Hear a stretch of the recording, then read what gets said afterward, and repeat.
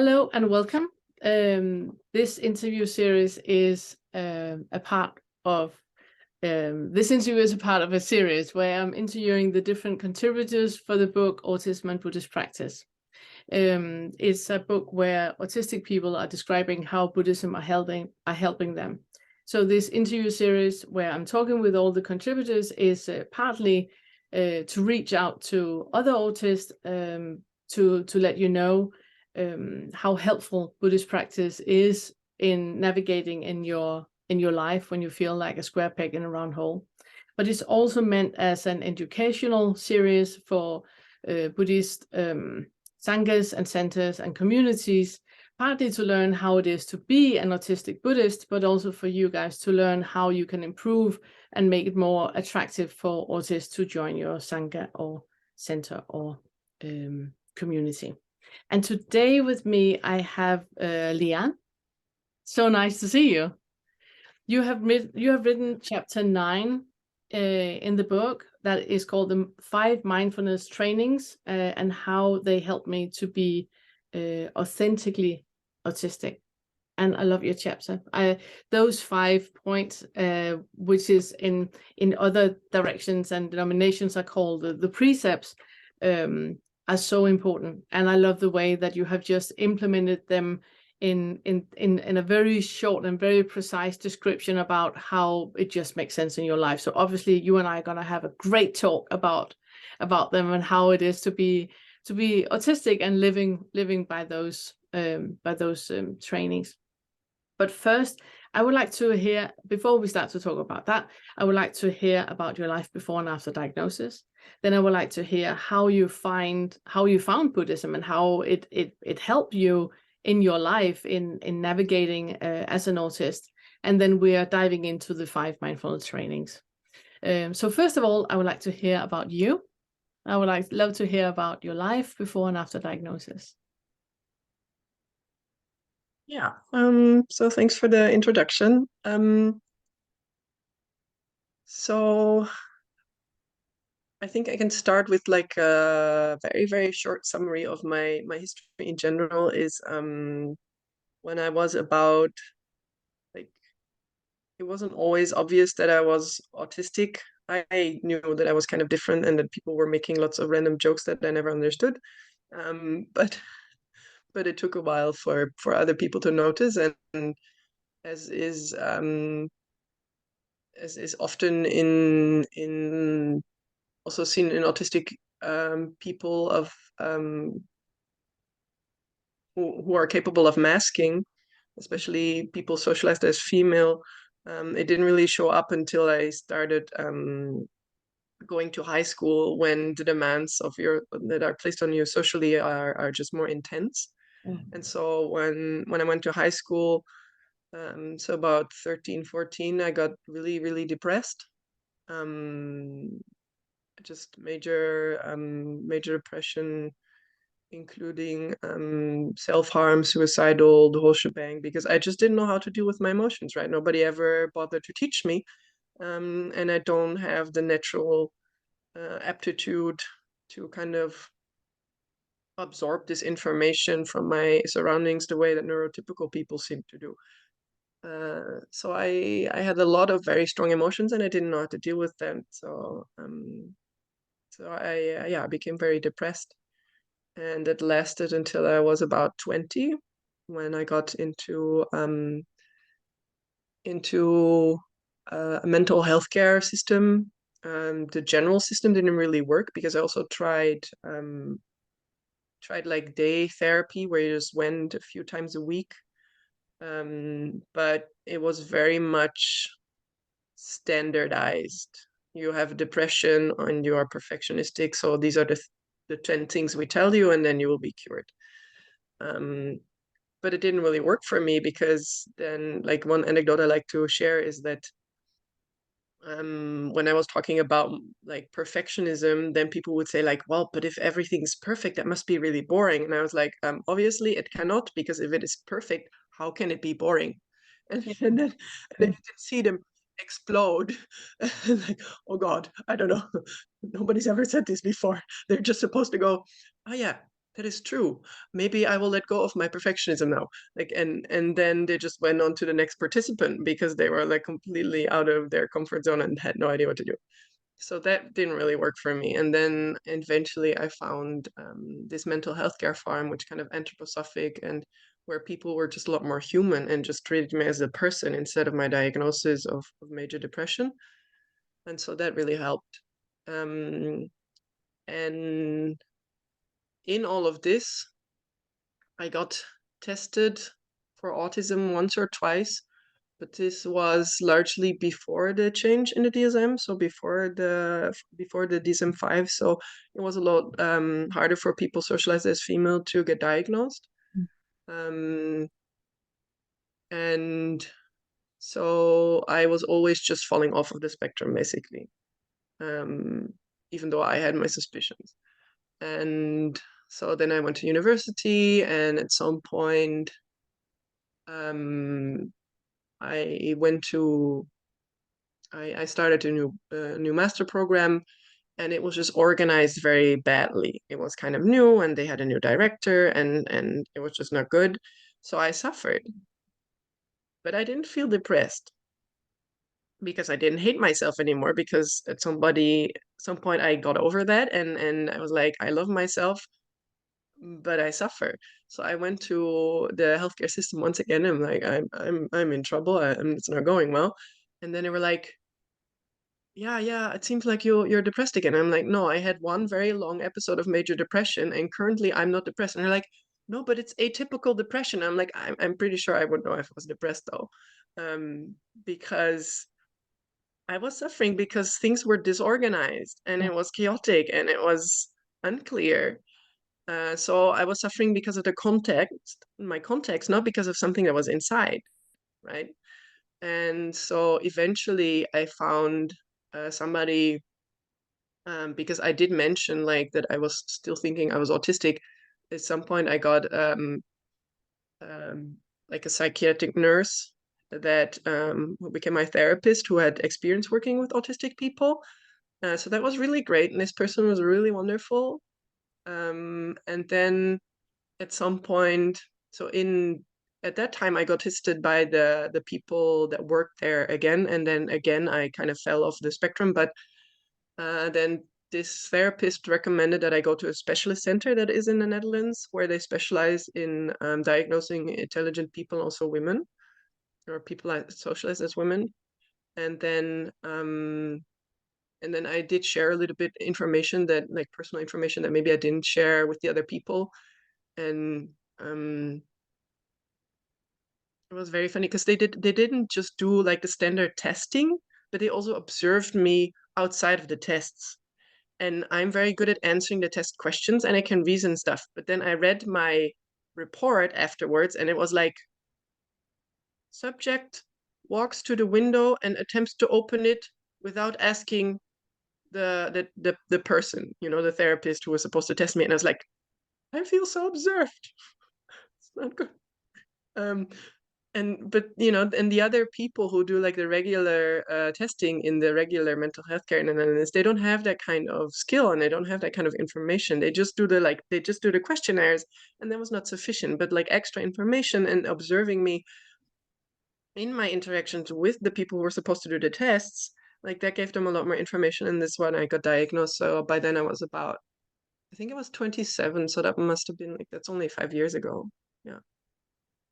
And so that was life before and my diagnosis. And so some things changed after that. I didn't think much would change because I was kind of living my life with the understanding that I thought I was pretty autistic though, even though I didn't have an official diagnosis. But what was funny is like I was also too autistic to tell people I was autistic without having the diagnosis, right? Yes. So then I went to So I absolutely needed, like we had a flex office where I was doing my master's thesis, and if I had to be in an office where maybe somebody has taken my spot, I'm just not going. So I went to the secretary and it's like, I'm not I don't have a diagnosis, but I'm a little bit autistic. I used to say I'm a little bit autistic before I got diagnosed. So I was like, I'm a little bit autistic. Can I please have a desk? And then they were like, yeah, sure, fine. And then I had a desk, and I did my whole PhD on the same desk. So I included my master's thesis and my PhD. So I was there for like 5, 6 years, same desk. It was marvelous. So after that, it got easier to ask for things. And also with my family, it became a lot easier because before that, sometimes it was difficult for them if I needed to withdraw from a birthday party, or if I got irritable when things were too loud and stuff like that. And that has changed dramatically for me. And now, if I want to, I can sit in the living room with my headphones on doing something by myself because I want to be on the sidelines. I want to be there, but I want to be there like this Yes. so that we can interact, but I don't have to look at you, and Yes. like these kind of things. And so this is something that has really changed. And another thing that really changed, also working with this therapist at the time, is that it makes a difference how you view your challenges. Because if you are having problems with something and you think it's like a personal failing, then you try to go through. And if you understand that this is how my brain works, you try to go around, or you Yes. try to work with it. And so this was something that also really changed for me. And that's just made my life a lot easier. And so by then I was finishing my master's and getting into my PhD, and um, yeah, and then I was quite happy, especially in the PhD, the first years of my PhD, when everything was not as chaotic as in the master program, and yeah, I could just learn to identify like which things that I struggle with are typically autistic issues that I just need to deal with in a different way than if I was a neurotypical person. Or yeah, maybe neurotypical people should also be a little bit more gentle with themselves with a lot of these things. But for me, it's more of a necessity because I have no other way. Yeah. Um, yeah, so that's, I guess, my life before and after diagnosis. And You, you that touch. actually kind of, No, no, go on, go on, go on. because I was thinking that actually kind of feeds into, because that was around the time when I started getting into Buddhism, actually, is like the time where I was like in the beginning of my PhD. Yeah. And my partner at the time was into meditating and and I was a member of a sangha in a different tradition than where I ended up. Um, but he taught me a lot about the practice of meditation because he was thinking that it could be really good for me. And he also cleared up some misunderstandings I had about Buddhist teachings, because I thought, if there's reincarnation and there is also non-self, that doesn't make sense, and it just itches, this kind of, or like it's so uncomfortable in the brain because like these two concepts, they for Clash. me at least, they clash. And so there were different things like, how can one believe in karma as a sense of cosmic retribution where it goes to the point of like, you got assaulted in the street, that's probably because your mom did something wrong, like this kind of things, and all of these things that so those were the two main things that I had really big problems with. And then I got to know the teachings of Thich Nhat Hanh, and then I was like, actually, that makes a lot of sense. And so then I found a local sangha in this tradition, in the Plum village tradition. Yeah. And yeah. If it's okay, I would like to wait with diving into that because you said so many things that I would like to circle back to. Sure. You had so many amazing things. In the book, you say at some point, my life looked pretty much as any other neurotypicals, even though I was autistic. And that is exactly what you talked about with that. Before we have this thing as autists, that before we get a proper, diagnosis, then it doesn't count. So, and I know that I'm one of the ones that are really, on the front and saying self-diagnosis count. It counts, because there's so many people that haven't got the option to be Definitely. diagnosed. So it absolutely counts. But in me, no. No. I too was just a little bit autistic for a long time, until I actually gave myself the space of saying, okay, do the test, the online test, see how it goes. Because it was before I was diagnosed, in my mind, autists were nonverbal boys sitting in the corner doing equations and being into trains, and I'm not that. They had no concept of empathy, and I have lots of empathy. That there was just so many things that it didn't fit. But at the same time, I also fit, and I knew and have known my entire life, I'm so different. I'm just different. So either I'm a really, really poorly functioning neurotypical, or I am very well functioning autist. And that's why I think the diagnosis is so important for us to allow ourselves to be who we are, and embrace all of it. Yeah, definitely. Let's see here. You talked about the struggles you had with the normal system when you were only depressed, that when you were in the normal system and it was just treating the diagnosis, nothing helped. The amount of people, especially women, I have heard that has been misdiagnosed with BPD or with anxiety or with depression, and where the treatment has not worked.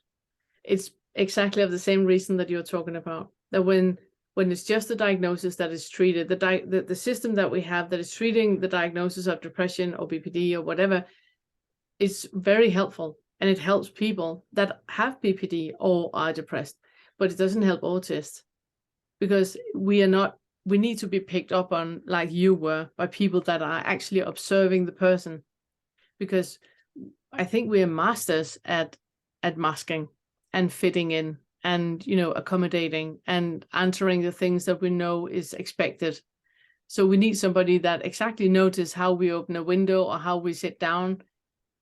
I hear often that people that only see me online, they go like, but you don't seem autistic at all. And I'm just like, you should see me outside of the screen. You should see me. You have no idea. Because as soon as you see me, just walk, just interact with other people, I mean, it's so apparent. It's so apparent. So, yes. Thank you for bringing that up. Yeah, definitely. Yeah, thank you for bringing that up. That's really important, because there are people that is going to watch this and go like, oh, I have been through the normal, rigmarole, and it didn't help. Maybe there is something else. Yeah, definitely. There are so many different ways of treatment, and I feel like especially CBT to be entirely unhelpful. Like cognitive behavioral therapy, right? It's in many places it's the standard. And I find that is especially unhelpful for autistic people who already have a lot of analytic capacity. It's like, yeah, I understand theoretically what's wrong. I just don't know how to fix it.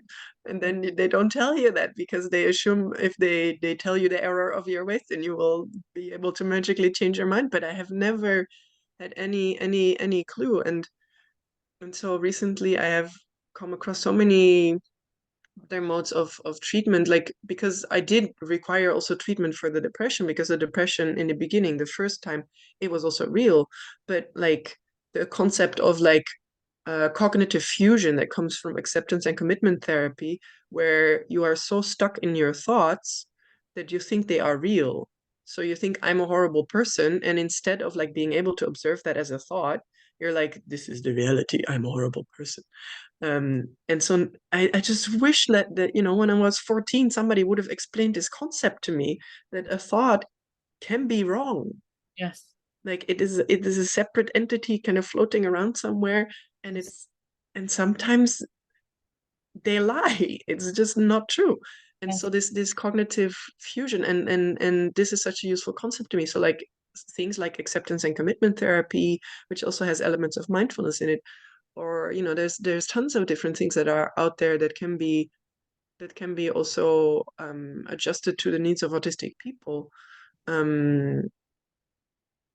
but yeah, CBT generally not my first recommendation. No. No, not for autists. I absolutely agree, and I also No. agree. And it's also on my YouTube channel. I have a curriculum right now. I'm making a curriculum at the moment, which is based in the Dharma, um, that I'm calling the Awakening curriculum, and it's so useful for autistic people because the first thing that I'm talking about is that the identification with thought is a delusion. Right. You cannot identify with a thought.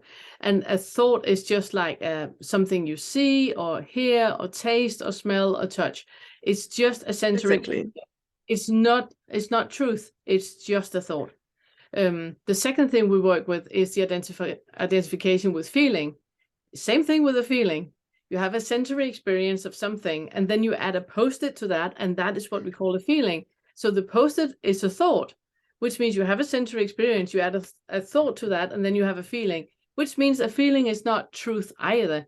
It's just as real as anything you see, hear, taste, smell, or touch. And really, really realizing that is putting us as autists in a space where, or in a gap where we are able to observe, and we are super, super good at that. We're really good at observing, really good at seeing patterns, really good at, and we just need that breathing space where we don't believe in the thought, we don't believe in the emotion or the feeling, and we're just looking at what actually is in our direct experience, what is actually happening right now. And that's why the curriculum is so useful for autistic. Yeah, absolutely. Yeah. Yeah, and I think that's great because we just need somebody to like me, we just need somebody to introduce us to the concept. This is Yes. really, and then often about my personal No, experience, like it exactly. kind of runs from there. Yeah, exactly. But before that, I was just swimming, and it took me ages to figure it out by myself. And eventually I did, Yeah. partially because of the therapy I was receiving. But if somebody had sat me down and explained it to me on this kind of level, I would have been like, you know what, actually let me work with that. I come back in a week and I'm like, oh yeah, cool. Like, because then you realize that you have to work on the idea. Like, the problem is not that you are stupid or ugly or an awful person. The problem is that you think that, and maybe that is something Yes. to work on. Yeah. Exactly. And Yeah. it's such a relief. It's such a relief to realize that there's nothing wrong. It's just a thought. There's nothing wrong. It's just a Mhm. feeling. And not bypassing it in any way, but just pulling yourself out of the equation so you don't add on to it. Like the sutta with the second arrow, that the first arrow is the painful one. Yes. No need to Yes. add another arrow to the arrow. Yeah, exactly. Yeah. Love it. Love it. Love it. Thank you. Then you come to Plum Village. Tell me about that. Um, so my PhD was about different, like trying to find uh, reasons for depression, like why do people get depressed biochemically speaking. Um, in over the course of those 4 years, I realized that major depression, the depressive sensations exist, but major depression does not exist in the same way an elephant exists, right? Or a tree. It's a concept that people came up with. Even autism is like, it's a little bit like the Diamond Sutra. Like, we want to talk about autism without getting caught in the concept of autism, and the same thing for depression. Um, which I could talk a whole hour about how the Diamond Sutra relates to diagnosis. Um, but but yeah, so over the course of that time, I realized that maybe the research I was doing wasn't the most useful because it's really difficult to do research into major depression, and the data that I wanted was not there. And also the statistics that I was using were really just not what I wanted them to be. Like, the models were not as complex as I wanted to answer the questions that I had. So then I realized I want to, like, the aspiration was always the same. I wanted to help people, and who would suffer the same way that I had. And in my PhD, I had encountered the Buddhist practice during that time, and it's been so helpful for me. Therapy has been helpful to get out of this depression, but then the Buddhist practice really helped me to thrive, right? Like I wrote in it, like, to be authentically autistic, to be myself, and to really enjoy my life, rather than to just get by. And And so I thought, the practice has brought me so much. I want to ordain because I want to live this 24/7, and I want to share this with people where where the small talk that you do can be about the practice and you don't have to like Yes. talk about anything else. Yes. And where you can live in community and stuff like that. And this is why I decided to go to Plum Village, because I wanted to ordain. Um, and in the end, that didn't really work out. Turned out it's not so easy to ordain when you're neuroatypical in a community of people who are largely neurotypical or at least not autistic. Yes. Mm, and so, yeah. So in the beginning, it was very nice, and at the end, it was mostly very stressful. Yeah. I But I think, still really enjoyed the lay sangha. yeah, I think it's a common thing. I spoke with Pranyanandi about the same thing. She's ordained in Triratna, and where it's very easy when, as long as you're lay, as you're mitra or you're, part of it, then it's very easy. But as soon as you want to be ordained, then there are different rules apply, and you need to be neurotypical to jump through the hoops that is expected of you. You need to be in a certain way to be ordained, and it's, yeah, I think it is a general problem that the Buddhist sanghas they have when they're ordaining lay people. Yes. Yeah, yeah, definitely. I think for me, in Plum Village is like I don't think that like I needed some small adjustments to like the program of being an aspirant, but and I don't think that I was a lot to ask for like a little bit more agency and a little bit like, because I know myself very well, right? I have been through hell and back, and I know what I need. Like I have worked with my diagnosis, and I know how to, and I know when things are, when I'm outside of my learning zone and I'm into like panic mode, and I know where those boundaries lie, so I can tell people about that. But it was very difficult for people to receive and to hear me when I said I can't do that, because they perceive that as like neurotypicals Want being to. in resistance. Yes. Yes. Yeah.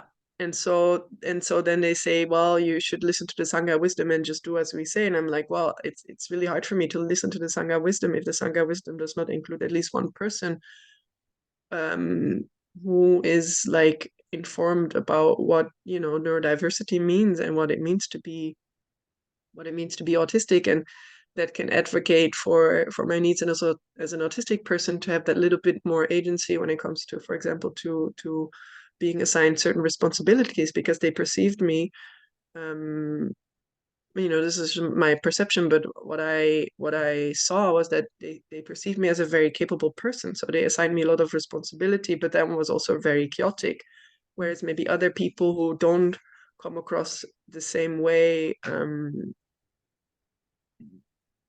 then they gave them easier responsibilities, whereas I would have also benefited from being in a bit more of a sheltered space in the beginning, so that I could learn and grow into these responsibilities at my own pace.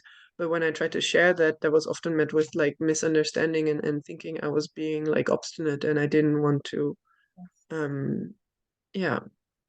And Yeah. then I was just told I needed to practice more with whatever resistance I had going on to whatever they told me I should be doing. Yeah, because Which, it's assumed yeah, that it is a resistance where it's not. It's about capability. yes, About capability, that yeah, the ability and capability is not there. It's not that we don't want yeah, to. It's simply that we cannot. It's like asking a paraplegic to take the stairs. It's not happening. It's yeah. not. Yeah. So I relate to that. I relate to that. I really, really share your pain in that. Absolutely. Yeah.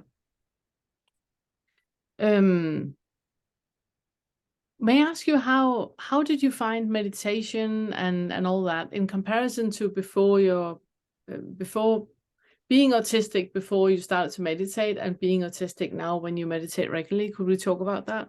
Because meditation for me has been like a huge help in my entire life. Yeah, definitely. So what was interesting is that I have medication that helps me stop my meltdowns. And so it's not a benzo, it's something else. Um, and it's not addictive. And the only thing it does is like when the meltdown starts and I take it, half an hour later, I'm calm. Oh, And I wow. think this is wonderful. And instead of like crying yourself to sleep and then having to recover for 3 days, this is because that's what it used to be. Yeah. And so after I got this medication, I realized it is possible to Yes. stop the process. And so then I thought, well, if it's possible with whatever chemicals are in this little bottle, then maybe it's also possible without. Because before I just didn't assume that any of that was possible. And so what happened then, and like at a similar timing, I was introduced to meditation to calm down. Because the first time was in the middle of the night. I was very anxious, and my partner did a body scan with me, and I noticed like I'm getting more calm, and then so. And it was around the same time that I was getting introduced to this medication. So then I don't even remember which came first, but what happened was um, that before, so I would be in the office a lot because I was working on my PhD, and then I would sometimes just get upset because the stress or the work pressure or whatever. Um, and then sometimes I would need to take my medication and then be like, okay, now I'm half an hour later, I'm calm enough to go home for the day and, try again tomorrow. Um, but once I started realizing I can do this with medication, then I thought maybe I can do it with meditation also. Yes. Uh, it's so funny how those words are similar to me. It's kind of pleasing. Um, and so what I then did, I had already a regular yoga practice. So I started putting like 5 minutes of meditation at the end, and then I just naturally kind of expanded on that every day. Or not every day, but like over time. And so um and so that ended up in that I, instead of taking my medication, like when I could feel like the tension in my system was rising, I would just literally sit in the bathroom, like on the floor where the toilet was, next to my office, and like meditate, like put on some guided meditation or just 10 minutes of breathing, and then it would have the same effect, and I would be calm, and then I would be like, okay, time to go home, rest for the day, in the same way that my medication did. And also I, at some point, so I had regular sangha meetings, and this was really like my Zen meter filling up because it was every Tuesday. At some point it was also every Tuesday because I started facilitating from like the third or fourth meeting because it's like, well, now I've seen how it's done, I think I can do it. And then we just sometimes also met at my house, and then that kind of filled my Zen meter, and then over the week it would deplete a little bit, and then next meeting. And so then those 2 years at the beginning of my PhD, they were just marvelous because every Tuesday I could get my little Zen meter filled up, and just like the relaxation and the like flowing through life kind of, because I went to Sangha regularly. Yeah, Love it. that is what meditation did for me. Yeah. In the beginning. After that, I did like a lot more things, but that was really my initial experience. Yeah. Yeah. Yeah, it is what I hear in general when autists start to meditate, that because we're so easy at taking directions, when being told just empty the mind, we go like, okay, then we empty the mind, and then the mind is empty and we feel calm and we can regulate ourselves. Pranyanandi, she pointed out that a point which I also find really important, that if you cannot sit and meditate, then walking meditation is just as useful. Really having that full awareness in your body, and every step that you take, be fully aware of how the foot is going down to the ground, and then finding out if the ground is actually coming up to the foot. So you have that full awareness in your walking or in your movement that you're making, that counts just as much as meditation. Yeah, love it. You talk about the 5 mindfulness trainings, which is part of Thich Nhat Hanh, which in other directions we call it the 5 precepts, or we call it the 5 positive precepts. And I was wondering if we talk about those, because I love them so much, and I love like I said, you have made like very, very beautiful and very, very, very direct, just short explanations of them. And I thought if we could talk about then how they actually work for you in your life, so we can have a conversation about that. The first one is about not killing. The regular precept, or the how can I say, the normal precept, is to abstain from killing. But I know in the fine mindfulness trainings, it's different. Could you talk about that? I think the 5 mindfulness trainings, yeah, it's maybe a lot for me to go into. I'm also not a Dharma teacher, and there are lots of videos on YouTube that explain, why Thich Nhat Hanh called it the 5 mindfulness trainings instead of the precepts. I'm But more maybe like the short way of saying it is, I'm more interested in you. I'm not so interested in all of that. People can right. Google that. I'm interested in you. Yeah. So this is, I don't know, I would just maybe like recommend that people kind of look into that. I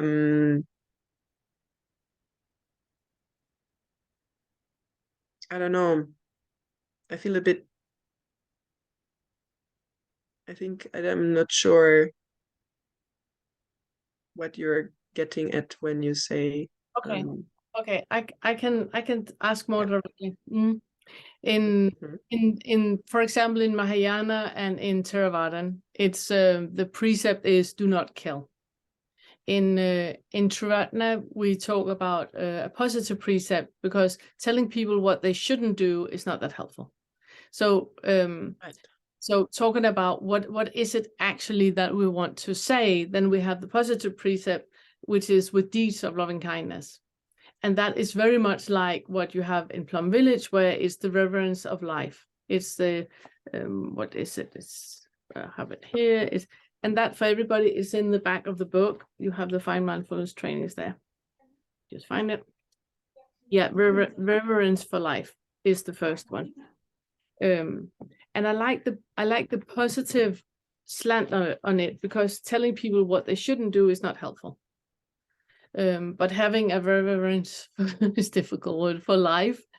It's more than just not, walking out and killing people. It's not about not killing animals, and it's having, a respect for all life. So all life counts, no matter if it's animal, or it's another human being, or it's a different gender, or it's a non-gender, or whatever. Life is life. If it's a tree or the ocean or the air or what we talk about, life is life. So it's having that reverence for that.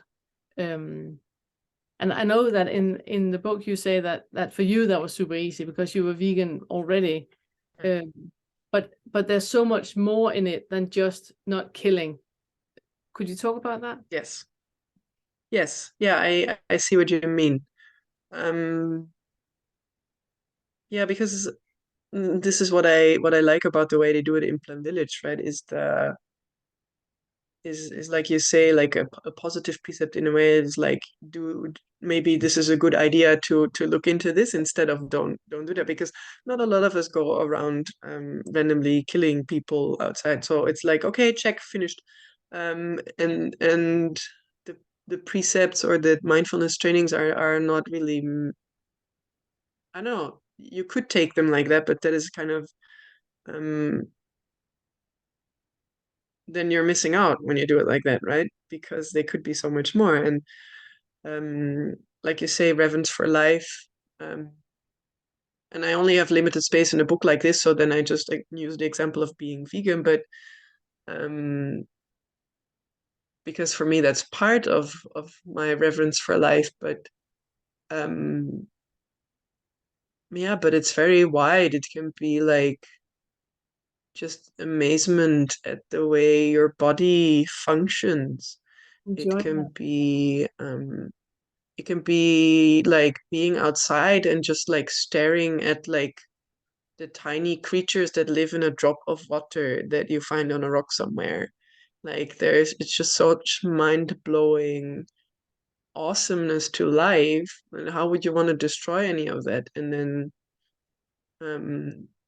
of course you have to balance like reverence for your own life with reverence for the life of other creatures, because if I want to sanitize something that I'm using, I'm also killing a lot of small creatures or and things like that. And not vegan nourishment is also not perfect. Um, because I still want to eat bananas, and they maybe come from places where people are treated very badly, and it's not perfect, but it's my way of like feeling like I'm putting that into practice. Um, I don't know. I think veganism for me is like a logical thing to do when you see like how awesome life is, and you look at a cow. I just don't see how you can want to eat that. Yeah, kill Like, it. Make those are them. such amazing creatures. Like, how do you want to, like, why? Like, because they taste good. I'm like, priorities much? I don't know. So, yeah. I also like the reverence for life because it also gives me a reminder of enjoyment, of enjoying life. Yes.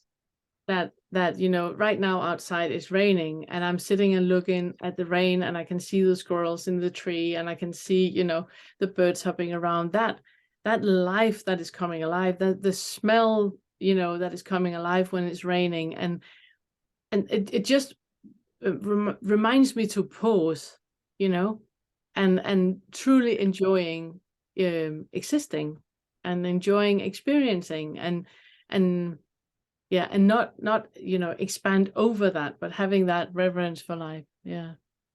So it's not only about not killing your neighbor. It's and Yeah. that's why I like it. That's why I like it. Yeah. Yeah. Yeah, I think you have the very basic interpretation of like, okay, don't shoot anybody. Then you get like the little bit more expanded edition where it's like, okay, maybe try to eat vegan. Yeah. It's pretty good. And then Yeah. after that is like the layer of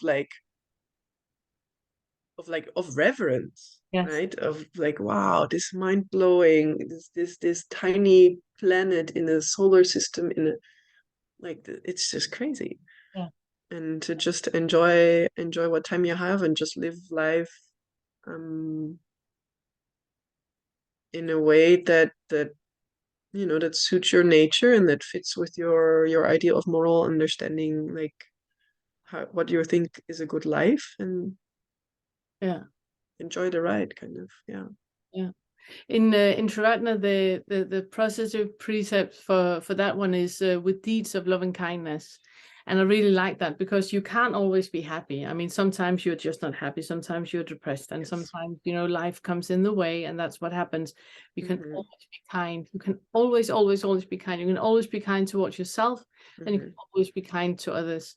So I like that slant on the reverence for life.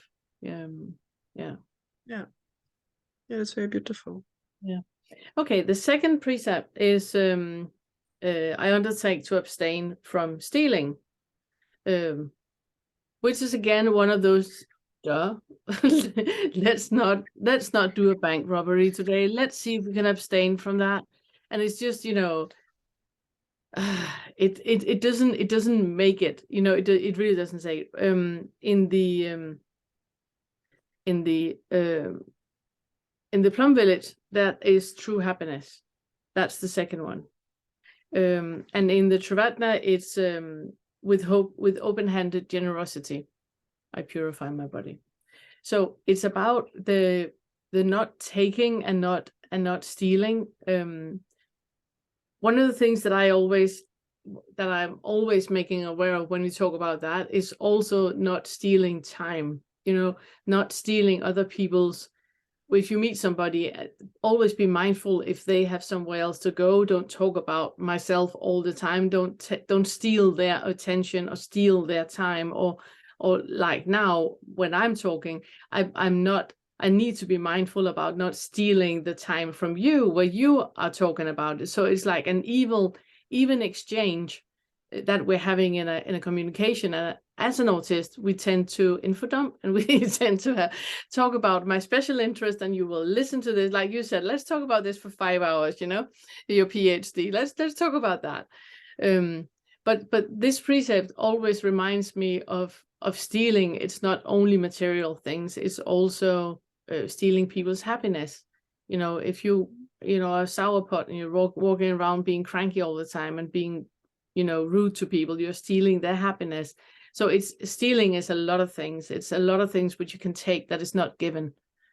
But I would like to hear your slant on that, on the true happiness, how you understand that in your life. I think in the book you have said the second training is to practice social justice and generosity, as well as not stealing and not exploiting other living beings. And I love that sentence. I mean, that should be like that should be what it says in the back about the Plum village, because that sentence just like, let's do that. Yeah. Well, Lian says, let's do that. Let's do that. So could you talk about that, please? Yeah, so true happiness,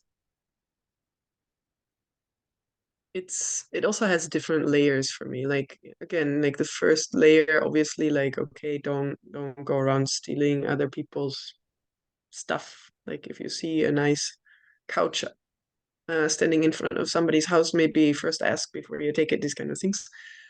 But yeah, what I like about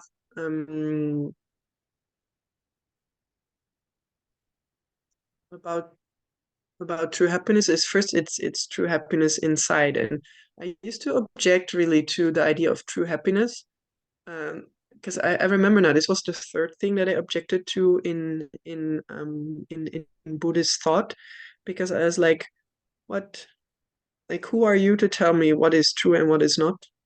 I've had some experience also in my life where people tell me my emotions are not valid, which I think is maybe also pretty common. So then I get a little bit allergic reaction when people start telling me my happiness is not true, right? But since then I've come to understand that true happiness is more about like lasting happiness, and the difference between or like true joy is the difference between, I don't know, it's a little bit difficult to explain, but it's like when you're watching a TV show and you are kind of enjoying that and you're having fun, that is then considered like not true joy, or not like deep joy or something like that. Um, and we can debate about whether we should be like looking down on this kind of enjoyment. But the element of what I then think is more true joy is like having the awareness that I have chosen consciously to watch this show because I'm really overwhelmed, or because I wanted to do this with my friend, and just and to be aware of what I'm doing, and to that to do these things with intention rather than just letting myself be led, then I think makes my happiness more true, or more lasting, or more deep, or something. Feels more like something around true happiness. And um and so if you look for those kind of things, then you automatically notice you don't need a lot of material things for that kind of happiness. And I'm not about to say that money doesn't buy happiness, because it buys basic living conditions, and that for sure is a good condition for happiness, right? But if you have this kind of like more awareness of what you're doing, and you're doing things with purpose, then small things can bring really big joy, and then you don't need a new pair of shoes in order to be happy. But if you do buy a new pair of shoes, you can be really mindful of what you're doing, and you can really, really enjoy those those shoes. And then part of the, why I said social change is like, I think it is difficult to be really truly happy in a world where, like, one of the challenges I find is that, a lot of other people don't have the conditions that I have, and that's highly unfair, and that's can be very depressing. And so when it comes to that, I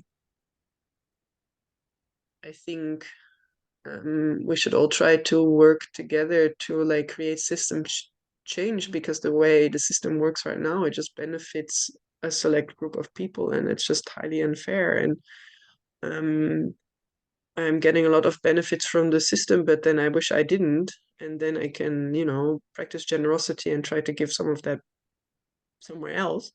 But that doesn't really create meaningful change for those um, who are disadvantaged by these kinds of systems. Um, and working towards like redistributing wealth or like these kind of things, because I have a decent amount of money, and sometimes it can bring me a lot of joy just to give it to somebody who needs it more. Mm. And so that can also bring me a lot of joy. But I don't know if any of this is. yeah, it makes sense. It's also about the part that we need to become aware of, that everything is impermanent. Everything will end. So being really, really looking forward for buying a pair of shoes and having desire and grasping towards those shoes, and you get those shoes, as soon as you have them, the ego wants something else, because even that enjoyment is impermanent. It will Yes. end. And as soon as you have the shoes, you want another pair of shoes, you want a bigger car, you want something else. So we need to, the true happiness is not coming by anything that is impermanent, and there isn't anything that is permanent.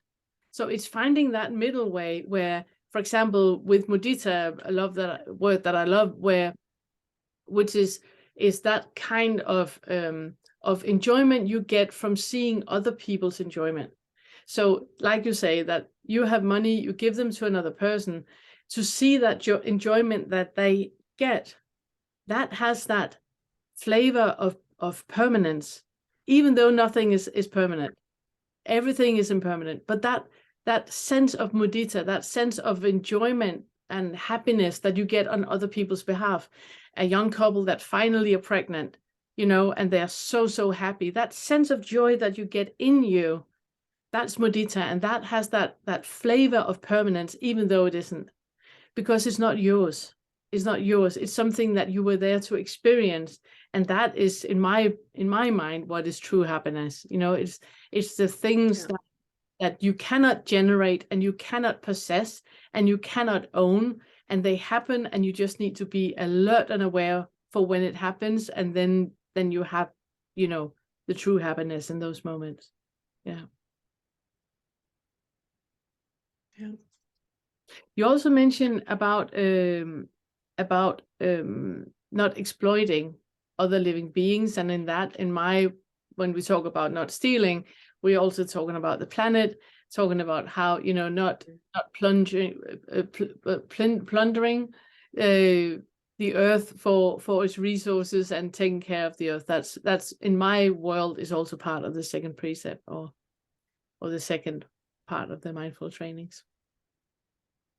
Yeah, definitely. I feel like although it's, I don't know, this is part of what we were talking about earlier, like why sometimes it's easier for autistic people to live in alignment with the precepts.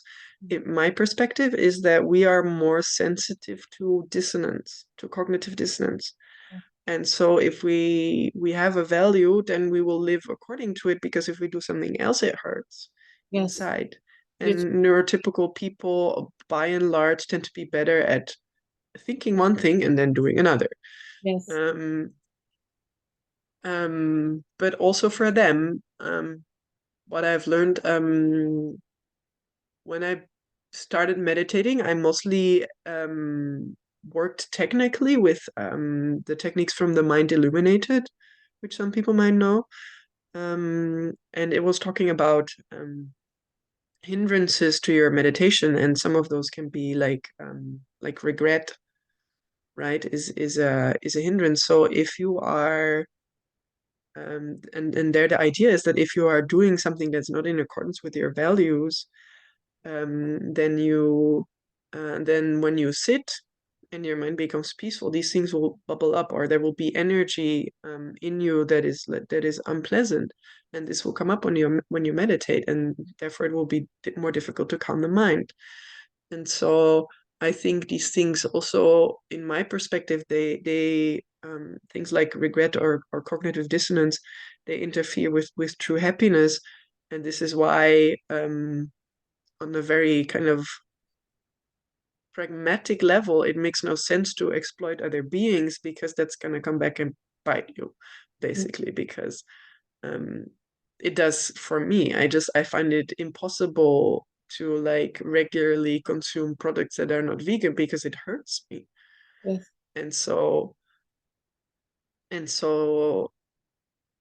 the same with like um, and sometimes, my awareness of like systemic exploitation of other groups is not, you know maybe at the level that it should be. I don't know. I'm not aware of all of the minute consequences of all of the products that I consume.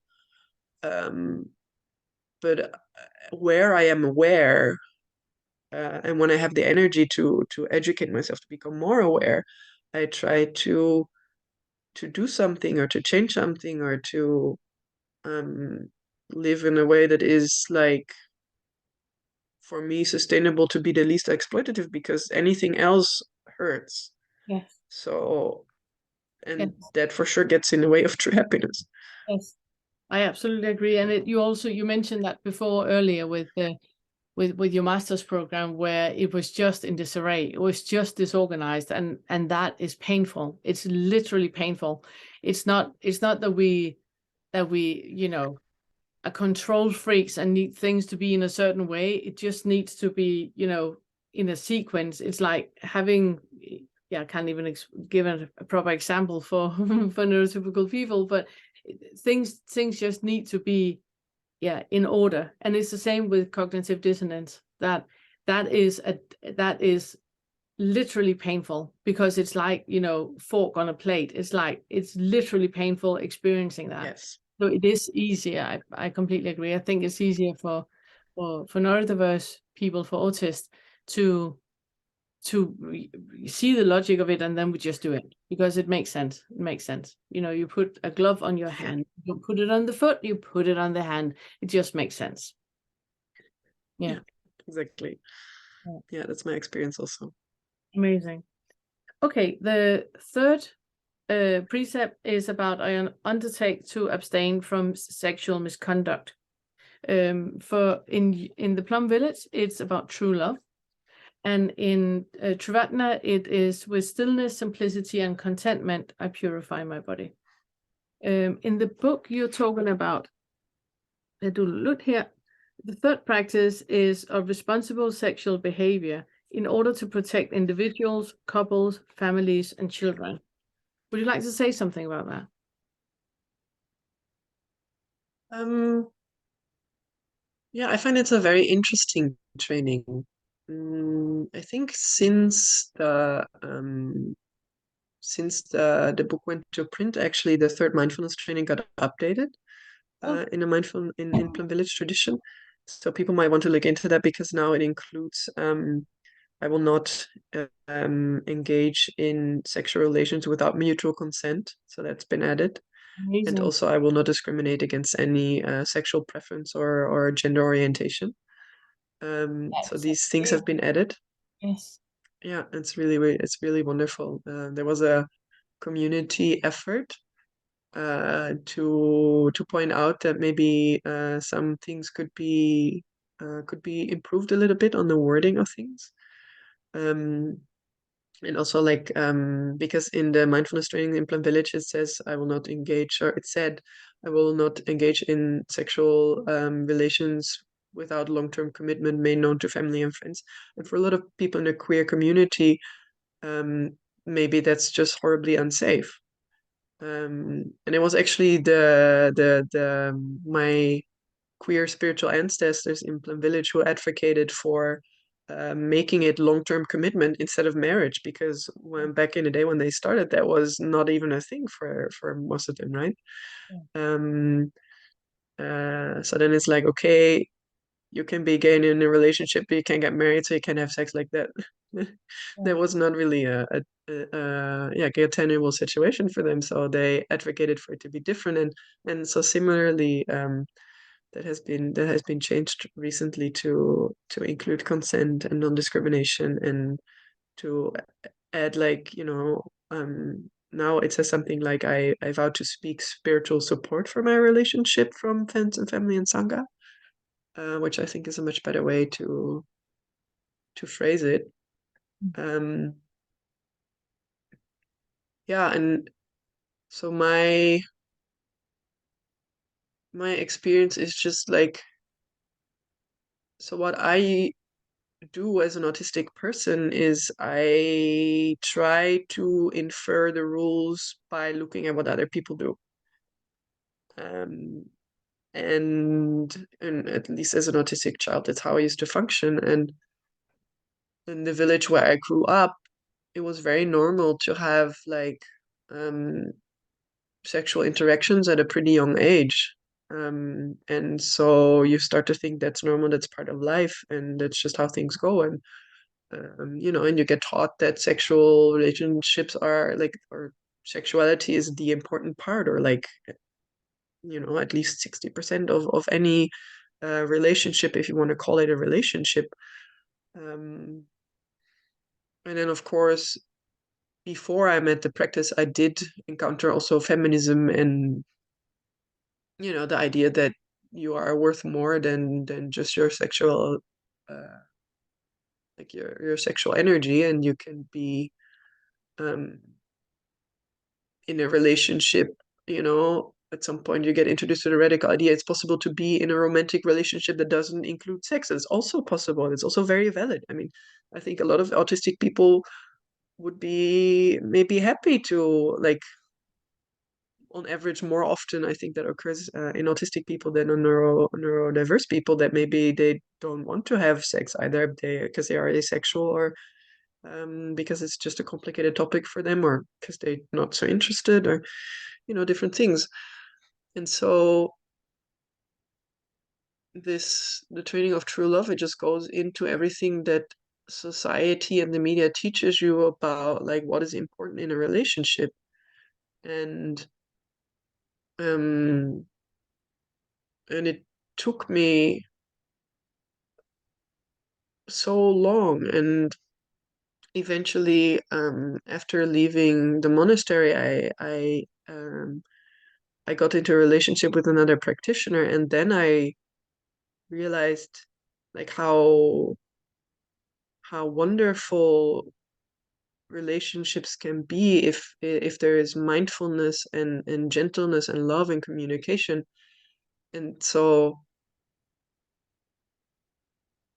in the way the Plum Village tradition phrases that, there's so much that you can unpack, that is, and that's not even talking about like the true love meta aspect. It's more on the, like, practical level of living your life, where you're like, wait, but I don't have to have a relationship to be valid as a person, and maybe I can just practice true love towards myself first. I can be my own partner, I can fulfill my own needs, but the practice really helped me do that. um, and so from a healthier to engage with another person from a healthier place.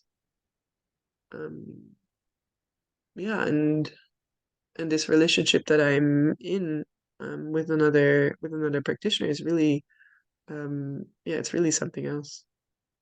It is something completely different when you are in a relationship where where the other person is awake or is practicing or is at least understanding, you know, his or her own accountability and responsibility in their own happiness, in their own life. It's a huge difference, and it dissolves that box that we as autists find so difficult to be in, you know, that relationship box where, exactly like you say, that there are certain things that need to be fulfilled, you know, 60% of it needs to be sexual, and you know, and there's so many things that you're not talking about, and that, you know, bloody box that nobody fits in. Yeah.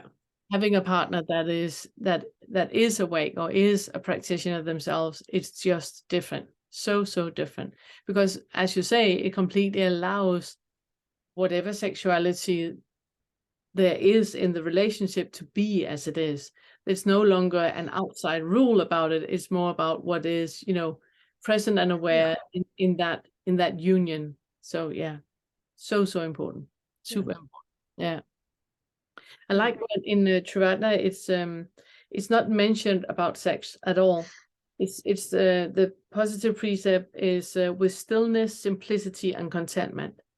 And I'm using that is especially about contentment so much, because I think that a lot of what we see today with the addiction to porn and the addiction to relationships and the addiction to having a partner and the partner being in a certain way, or like we talked about, the box that needs to be in a certain way.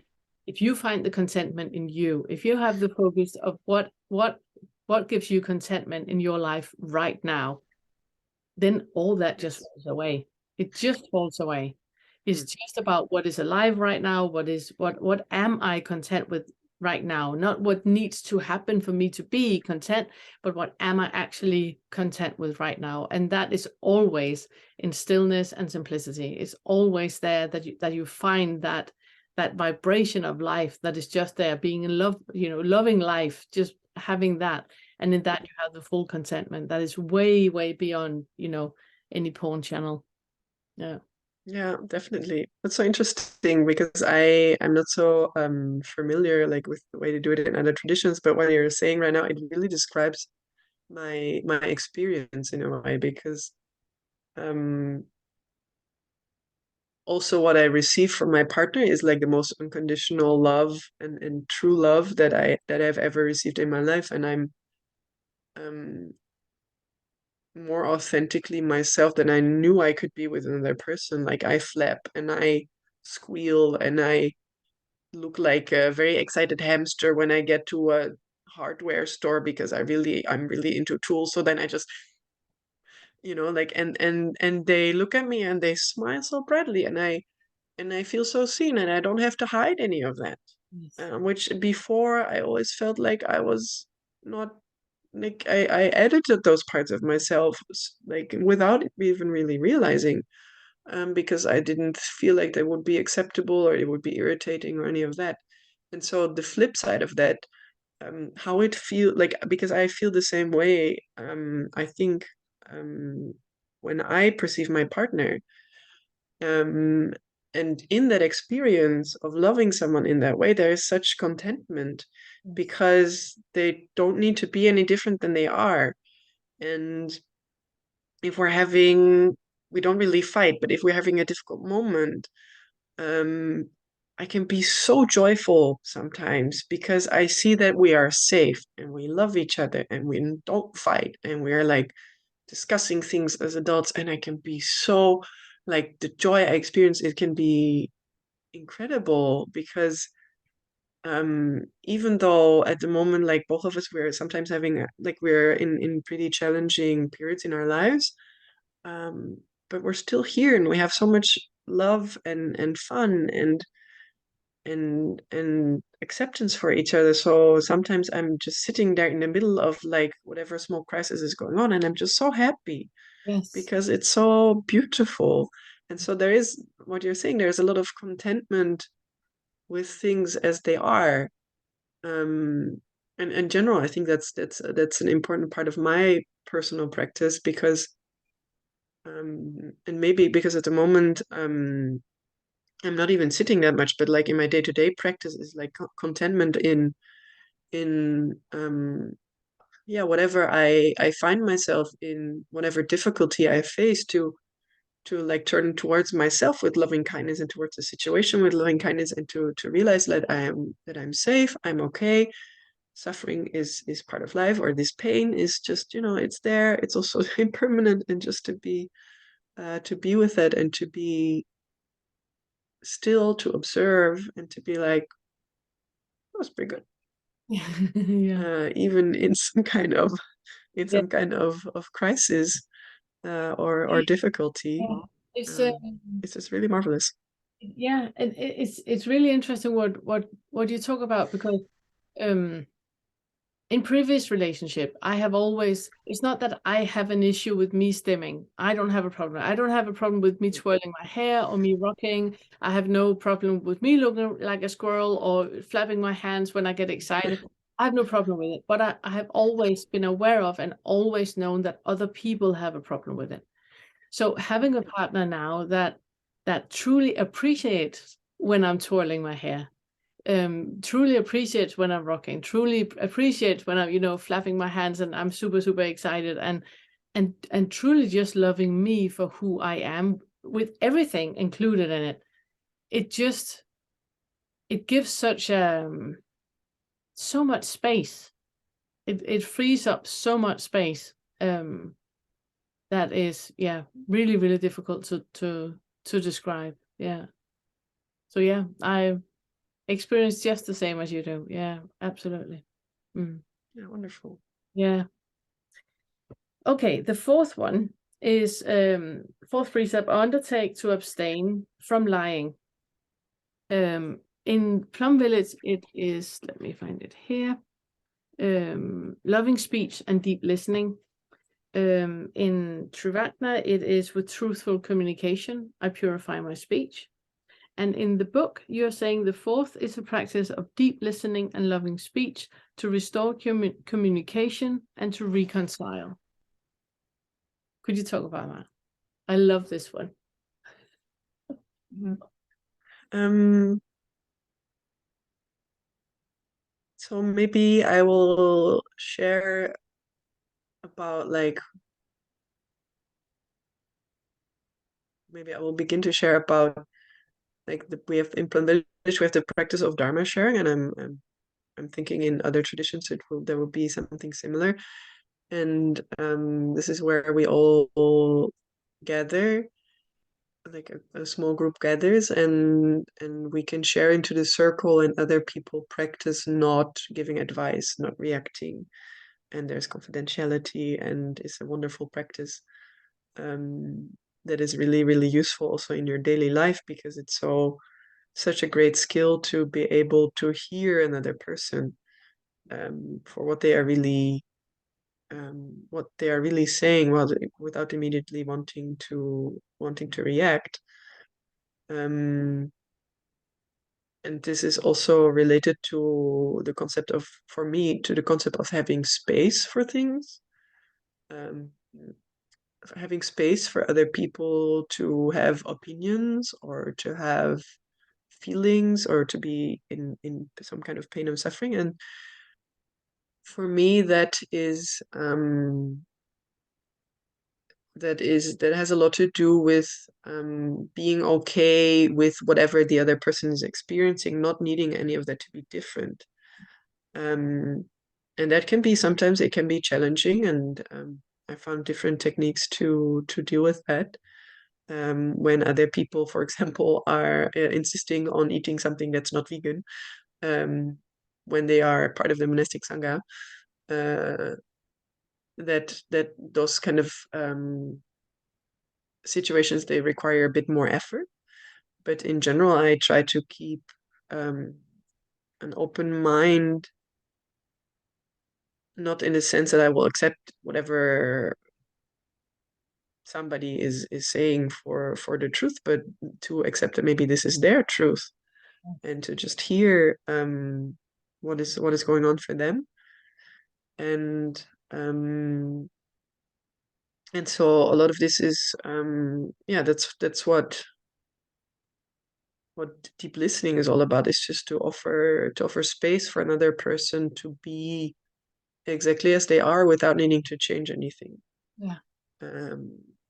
Because that the need for other people to be different, that is where the advice or the yeah, that also happened to me, or like all of these other reactions that where they are coming from in my personal experience. And so loving speech is truthful for sure, and as an autistic person it's hard to do anything else, but to say it in a way, like to make at least an effort to say it in a way that it can be received by the other person, because sometimes you need to adjust whatever it is you want to say to the capacity the other person has to receive. And that is a skill that I think most autistic people could focus on, in a sense of something to train, because sometimes I just want to say whatever I think is true, and then it's hard for me if the other person is not capable of receiving. And then it just requires a little bit more of a cognitive presence, like the prefrontal cortex needs to be a little bit more online sometimes when I'm talking to people with whom I have a little bit more of different political views or difference.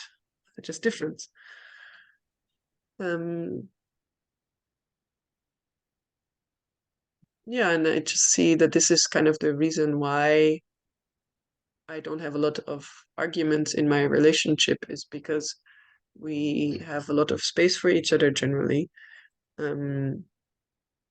And we are careful to phrase things in a way that it can be received by the other person. It's also been very interesting to observe like my father and my mother in me, as we say in Plum Village, manifesting, because sometimes I see my thought, like I see the thought pass by of like something that I could say, and then I'm like, oh, that's definitely an argument starter. Probably if I said that, it wouldn't be an argument, because my partner is also a practitioner and really not so keen on conflict. But it's just the awareness of like, if I just said this right now, I can hear my dad saying things like this, and then I see my mom reacting, and then they have a fight, and then I'm like, oh yeah, definitely shouldn't say that. but I take it as a sign that something's going on, because generally these things come up when something is being triggered, and I need to work with it before I try to speak. And then when I see something like that, and I speak too soon, then sometimes I have progressed a little bit on the way to skillful speech, but not always all the way. So sometimes I'm still a little bit where I'm like, oh yeah, it would have been maybe nice to wait another 5 minutes, and then the thought could have developed in a way that it would be maybe more skillful speech. Yeah, but also you don't want to. It shouldn't be something that you have to do. Like, it's also okay to sometimes say things that hurt somebody, or like you can apologize afterwards and try to reestablish communication. Plum Village has some interesting practices around that, also like beginning a new practice that you can try to use. But yeah, in general, I try to be a good listener, but also skillful in the way I share whatever it is that is true for me. It's such a good point. It's such a good point. The part with skillful listening, with just listening to what another person says, because whatever opinion I have about another person is completely irrelevant. Whatever that person is experiencing, that is that person's truth. My truth might be different. So what? So what? Has absolutely nothing to do with anything. I can't just choose to be quiet and create space for the other person just to share. I completely agree that. One of the suttas that has helped me the most in communicating, because it is, I think communication for autists is difficult, not for us to communicating with one another, but to communicating with neurotypical people. It's sometimes a minefield. One of the ones that has helped me a lot is the 4 things that needs to be present before you say anything. You know, is it truthful? What you want to say, is it truth? And I mean, that is always a stick in the wheel, because how do you know that it's the truth? You know, it might be my truth, but it might not be the truth, you know? The second one is it kind? And I love that. If it's not kind, just be quiet. Just be quiet. Then it's about, is it helpful? Is what I want to say now, is that actually helping the other person, helping the situation? Is it de-escalating something? You know, is it helpful? And the last one is it now? You know, is this the right time to say it? And if all 4 is not, Yes. if it's not there, then just be quiet. You know, just be quiet. That has helped me a lot. Another thing I would like to circle back to is the precept is about lying. And as autistic people, we tend not to lie because it is a cognitive dissonance. It's one of those things that it makes no sense. It has never made sense to me that a white lie is okay. I mean, why would the color of a lie make any difference? It's still a lie. So that does make any sense. And one of the problems that we usually get into is that we do not lie. That we don't lie. We're very, very direct and very honest and very straightforward, and see no issue with it. I mean, just be just as direct and honest towards me. But for a lot of people, that's really, really difficult. And the one that I started meditating with way back when I was a kid, he said that, let me see if I can remember.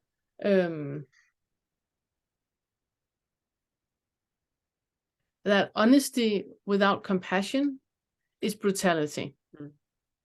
And if I'm just honest, then I have no compassion towards the other person, then I'm egocentrical. I'm only thinking about me. I'm selfing. It's only about me. I should always take the other person into account in what I'm actually saying. And I think that a lot of neurotypical people lie to. They say that it's because they want, you know, they don't want to make the other person sad, but a lie is still a lie. So I think this is one of those things that we can talk about, you know, yeah, for hours. Yeah. Yeah, I have one other interesting element of my experience, or I think it's an interesting element anyway. My experience of around truth is that I am very aware generally that what I presently perceive to be the truth is subject to change. Yes. And what I find interesting is that I have a large desire to be correct. I don't have necessarily a desire to be right. This Yes. is a distinction that neurotypical people often fail to understand, and they're like, "Yeah, you're such a," like I heard as a kid, I heard a lot that I always wanted to be right, and I got so upset because I didn't understand what they were going on about. Because obviously, if I'm wrong, I need you to tell me because Yes. I want to fix it. Yes.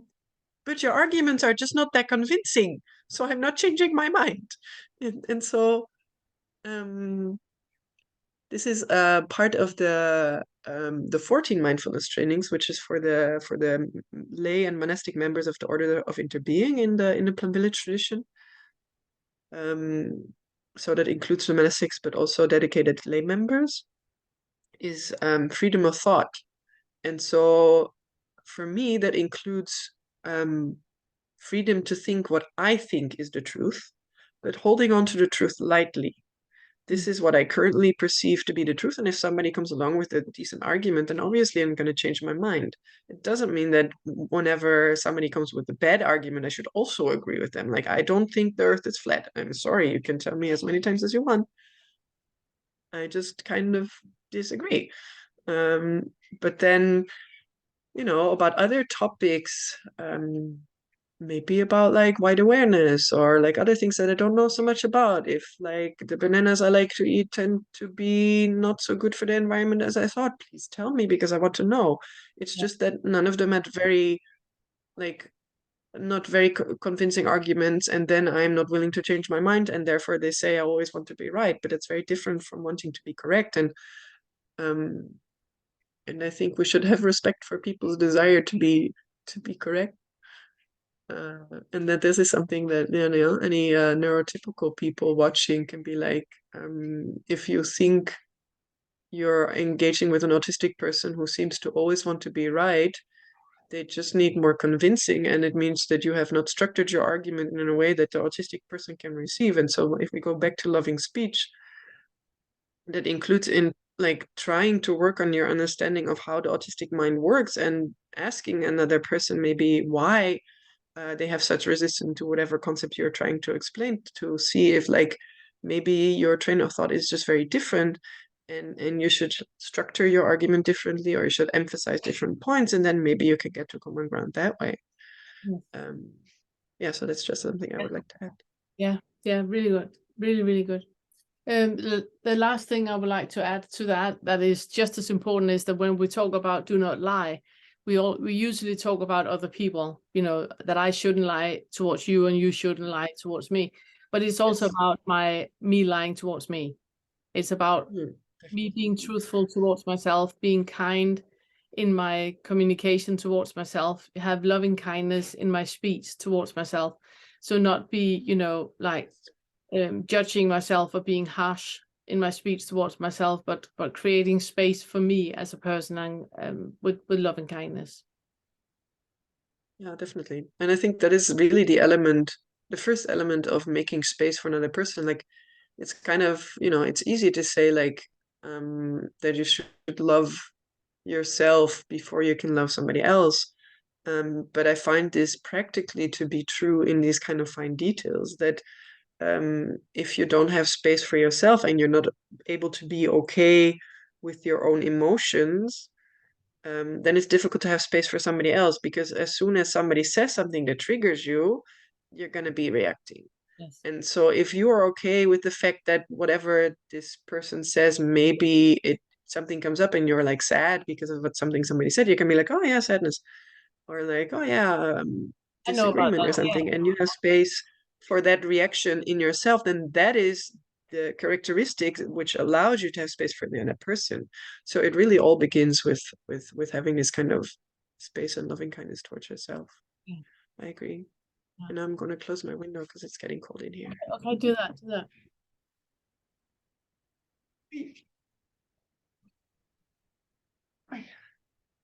So the fifth one is about I undertake to abstain from intoxicants that clouds the mind.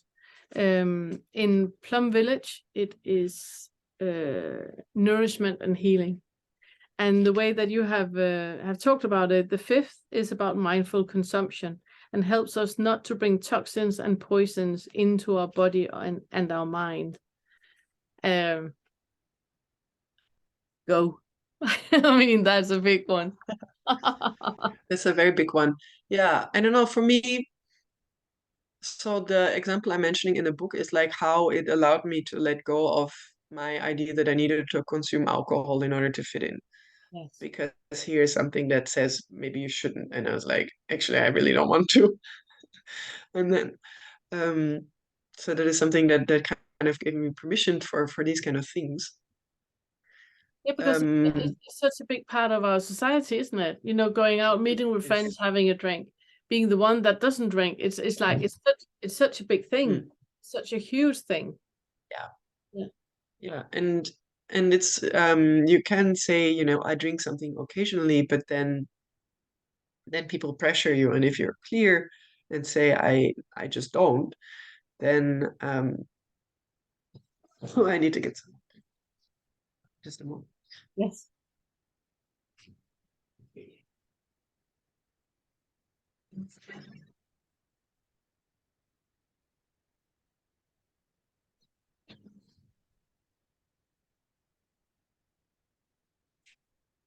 Okay. I have returned. Yes. I've been talking quite a lot. So as Yeah, I was saying, I have a sore throat. You've done so well with Yeah, your sore throat. Yeah, well done you. yeah, it's going better than I thought. So as I was saying, like saying that you drink occasionally, then people tend to pressure me more. It's my experience to be like, oh, but it's not, why are you being such a buzzkill? But if you're clear and I'm like, no, I don't drink alcohol, it's just been a lot easier since then, because nobody asks anymore. Um, so that is a very, very basic thing. And so there are two other elements that come to mind. Is one, um, in my discussions about this precept when I've been in Plum Village, it's like it's not so much about um, the not so much about the substance, but as it is about like the mind state that follows. And the reason why we're not supposed to drink alcohol, or supposed to, why I choose not to drink alcohol is because I don't like the mind state that follows. Because I'm not maybe less in control of myself, and in general, it's just an unpleasant sensation for me. So why do I really even do it? And so if you reason like that, like I am personally not against specific, like therapeutic or spiritual uses of certain substances. For example, there, like when we talk about depression research, there's like MDMA assisted therapy or this kind of assisted therapy. And so you can also use these substances, in my experience, to have meaningful spiritual experiences. So that is like I consider that to be um, a different way of looking at these kind of things.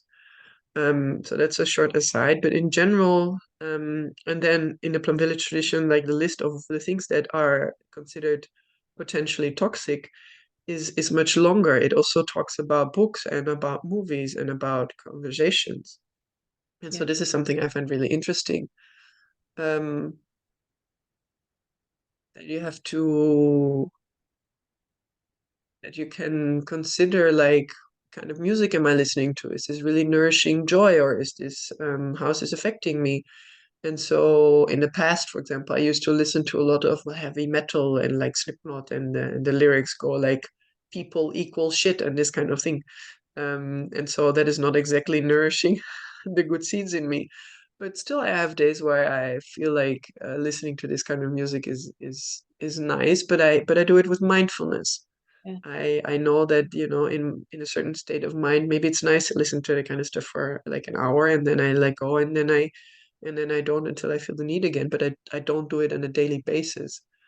Um, and especially like when you get into this kind of awareness of like what exactly is the influence of all the media that I'm consuming, then you start listening to music, the popular music on the radio, everything is about like toxic relationship. It's like I can live without you, and all these kind of things. And I'm like, wow, as a kid I got a lot of these messages, and that is really toxic. Yeah.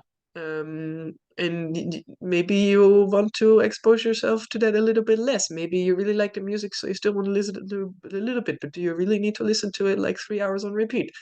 There's balance in these things that you can find.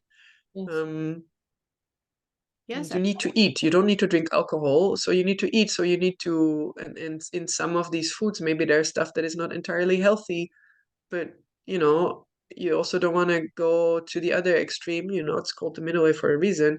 So maybe sometimes it's okay to eat a croissant as long as it's vegan. But I really love vegan croissants.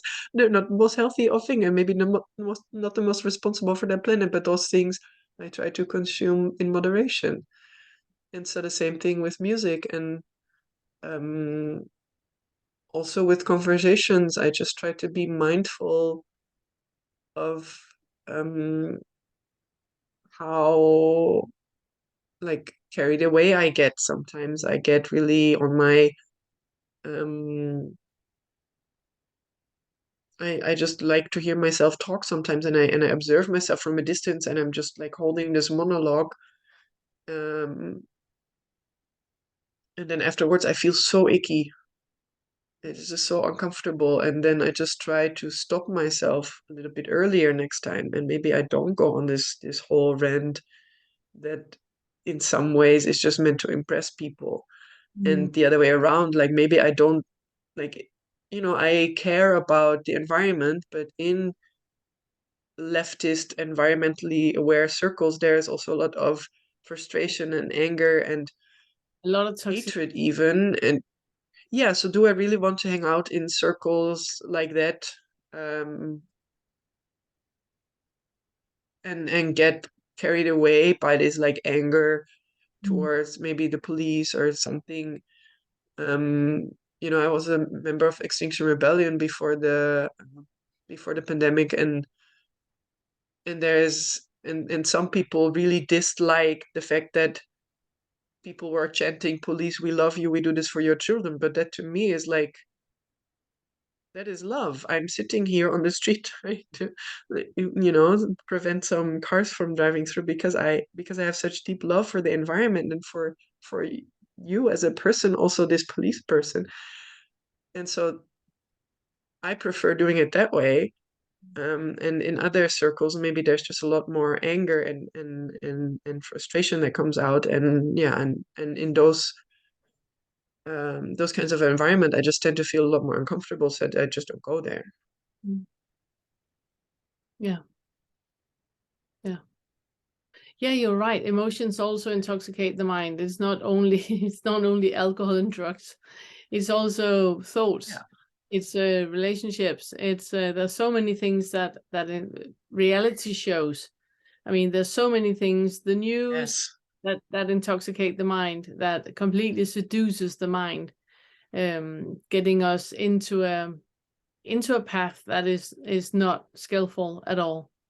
You're completely right. Completely. And as you say, it can be, with the best intentions, like Extinction Rebellion. It can be with the best intentions. I have the same experience, that I enjoy doing, meditation demonstrations where I'm making aware about the environment, and where it's withholding a lot of space and a lot of love. But there is in those communities also a lot of hate, and yeah, it's very important to be aware of what we are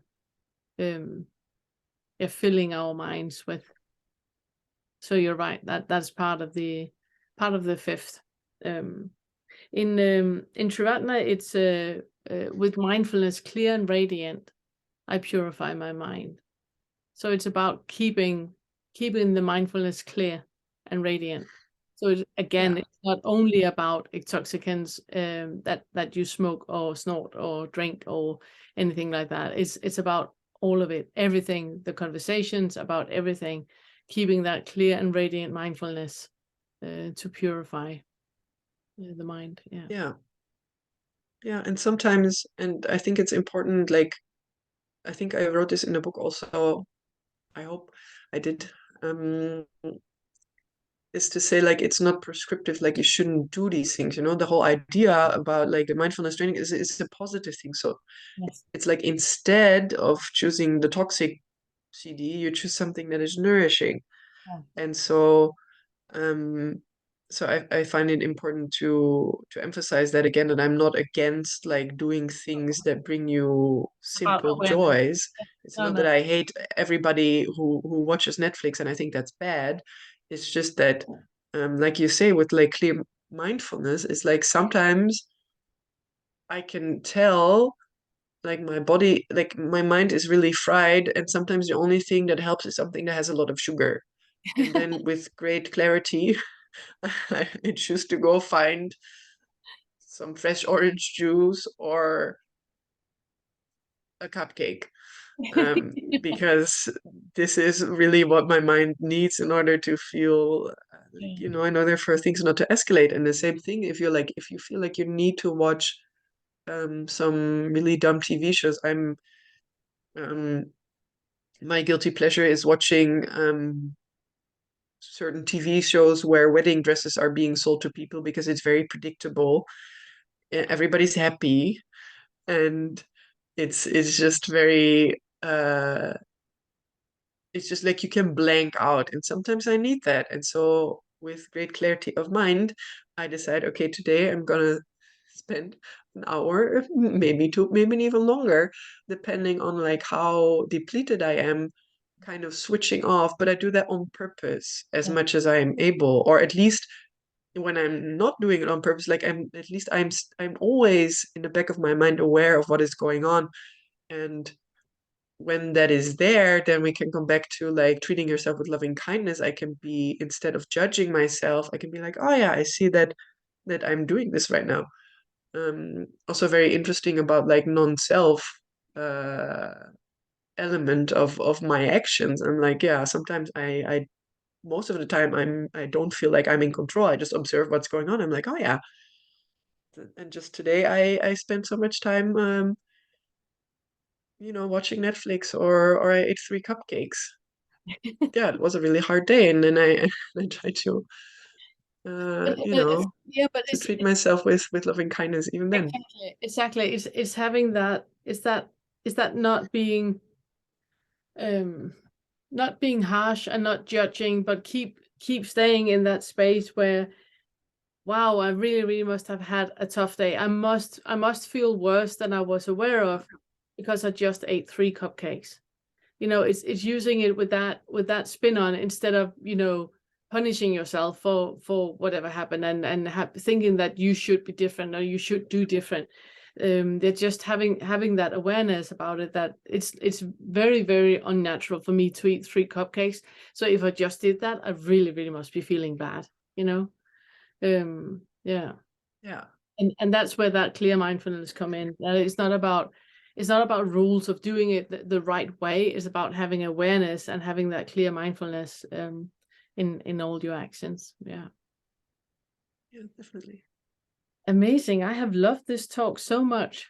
So much. Thank you very much. And for everybody, I can warmly recommend to read the chapter that Lian has written about the practice, because the way that you do it, the way that you talk about it, it just makes it so personal. And I also think this talk we have had here really shows how straightforward and yeah, authentic you are in your being. So thank you very much. Is there anything you would like to add here before we end up?